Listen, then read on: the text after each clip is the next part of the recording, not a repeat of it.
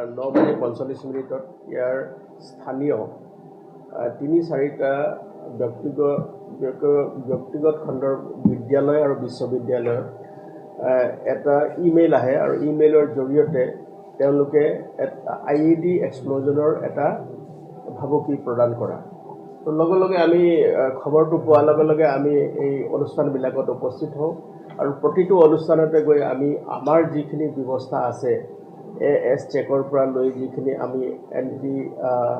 বম স্কোৱাডৰ সকলোবিলাক আমি ব্যৱস্থা কৰি তাত সকলোবিলাক আমি খানতালাচি চলাওঁ আৰু কোনো ধৰণৰ এনেকুৱা ধৰণৰ বিষয় আমাৰ দৃষ্টিগোচৰ নহ'ল আৰু গোটেই বস্তুটো অনুসন্ধান কৰোঁতে আমি দেখিছোঁ যে এইটো এটা সম্পূৰ্ণ ভুৱা এটা মেইল আৰু যাৰ জৰিয়তে আজি শ্ৰী শ্ৰী সৰস্বতী পূজাৰ দিনাখন যেহেতুকে মানুহবিলাকে এই পূজাৰ দিনাখন তেওঁলোকে এটা চেলিব্ৰেট কৰে উপভোগ কৰে গতিকে তেওঁলোকক এই গোটেই যিটো পৰিৱেশ আছে সেই পৰিৱেশটো ম্লান কৰিবৰ কাৰণে এটা দুষ্ট চক্ৰই এই এটা চক্ৰান্ত চলাইছিলে আৰু যিটো মেইল আহিছে সেই মেইলটো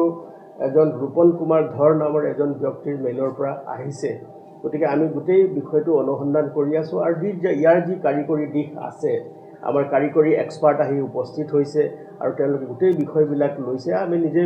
ব্যক্তিগতভাৱে গোটেইকেইখন বিদ্যালয় অথৰিটিৰ লগত আমি কথা পাতিছোঁ গৈছোঁ আৰু তাত যিখিনি আমি ব্যৱস্থা গ্ৰহণ কৰিব লাগে যাতে ছাত্ৰ ছাত্ৰীসকলে তাৰ লগতে বিশেষকৈ অভিভাৱকসকলে তেওঁলোকে এই বিষয়টো প্ৰচাৰ হোৱাৰ লগে লগে তেওঁলোকে অলপ সন্দিহান হৈ পৰিছে গতিকে সেই বিষয়টো আপোনালোকৰ মাধ্যমৰ জৰিয়তে আমি সকলোকে আৰু মহানগৰবাসী ৰাইজক আমি জনাব বিচাৰিছোঁ যে এনেকুৱা ধৰণৰ কোনো ধৰণৰ